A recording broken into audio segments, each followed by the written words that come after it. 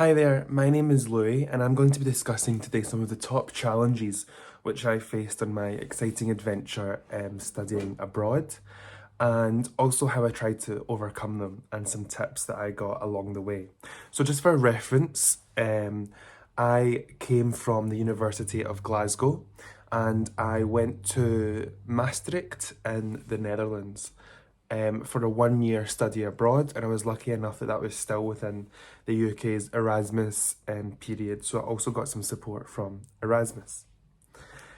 So, the number one issue, which I think any go abroad experience involves, is making friends. For sure, it was an area of anxiety for me and also for lots of other people I knew that were abroad as well. But actually, although this took up the most mental energy for me, it was one of the easiest things to make connections. And I guess the reason for that is that anytime an experience is temporary, especially going abroad, and you know that it has to end, you know that, within one semester or 1 year, you'll be back home. And that really motivates you and the people around you to make friends as well. So I think you'll find that people are already in a position where they're much more excited and motivated to meet new people than when they're at home. So take some comfort in that.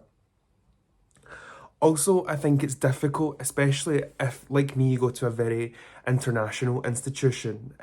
Maastricht University has about 60% international students. And so sometimes it can be challenging to not just stay within your own little culture or your own country's friends.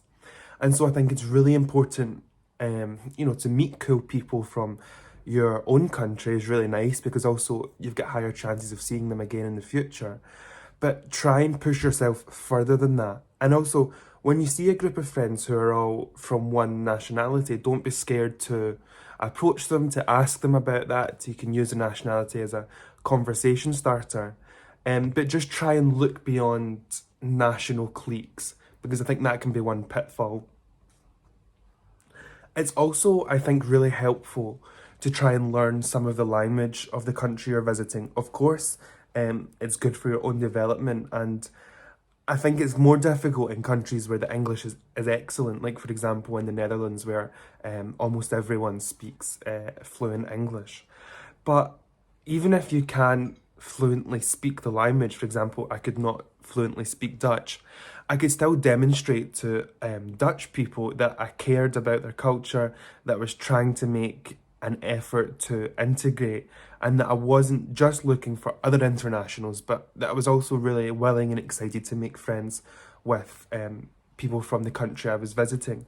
So with this, the university offered some free language courses, and I think these are sometimes not that well advertised. So see if the institution which you're visiting offers some free language courses. Also, of course, Duolingo is a really easy, effortless way to learn some practical parts of the language, and they have most languages on there.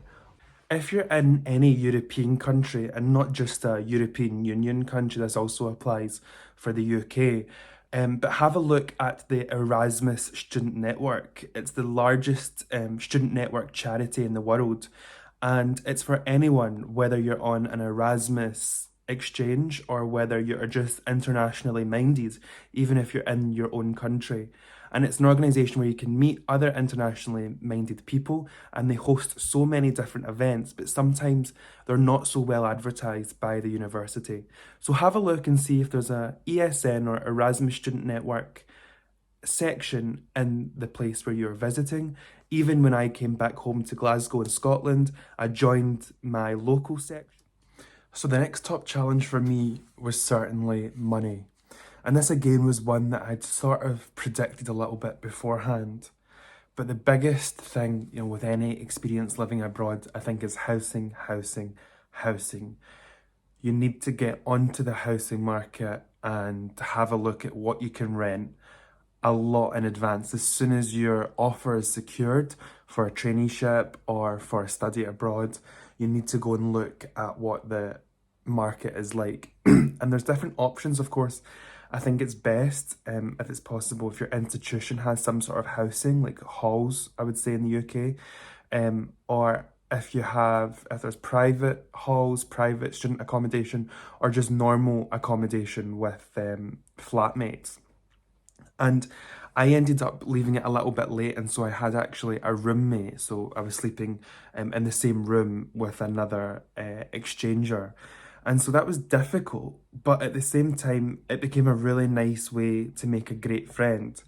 And that's the other thing about living with people is that you're guaranteed to at least have someone to interact with, someone who can become a really good friend. So have a look on Facebook. There's usually Facebook groups for the town or city that you're going to where people are looking for flatmates, also things like Gumtree.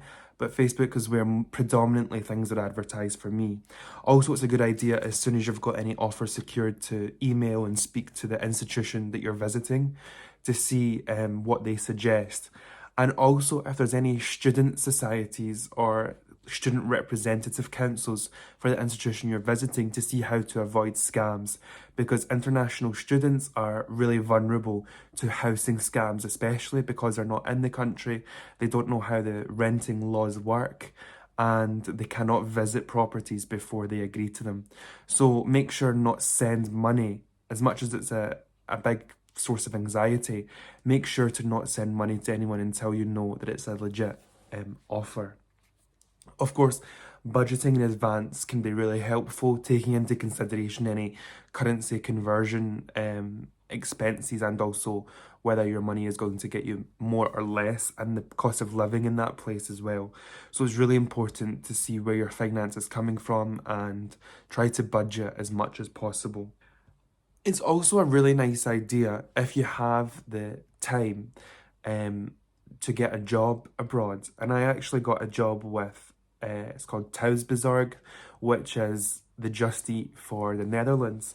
And that was actually not only an opportunity for me to make a little bit of money abroad, but it also introduced me to a whole host of people who I would never have met if I hadn't have taken that job. And so I was sort of cycling around delivering food, but it also meant that I got to experience the city better, see places that I wouldn't usually see, and meet new, interesting colleagues and customers. So, although it can be very difficult in a foreign country to get a job, especially if, for example, you have a visa to study in that country, often actually it's easier than what you think. So, for example, for me in the Netherlands, I had a student residence permit, but actually it was quite easy to upgrade that to a working permit as long as I was working less than 16 hours a week. So although it can seem daunting, you can speak to either the consulate for that country in your home country, or look at the government's website to see how you can legally work in that country. And that's actually easier than what it seems at first. Of course, one of the greatest problems and my third top challenge that I faced, which was one that I really did not anticipate, was grade conversion. Or I guess more widely, I'm talking about making sure that whatever you're achieving abroad is recognised back home, or that your sending institution recognises the courses or education that you undertook. And this is difficult when the grading schemes are also quite different. So, for example, in the UK, they used A, B, C, and D at my sending institution, and the institution that I went to at Maastricht University used a numbered scale. Now, my university had published a table online of how they convert those grades. So, look to see at your sending institution's website to see if they have a preset um, conversion table, because if they do, then that will give you a really solid idea of what you need to achieve. But also, I should have taken more care at selecting my courses when I went to the sending institution, because Glasgow University wanted some quite specific things. Like, for example, they wanted to make sure that the courses weren't too similar to the courses that I had already studied.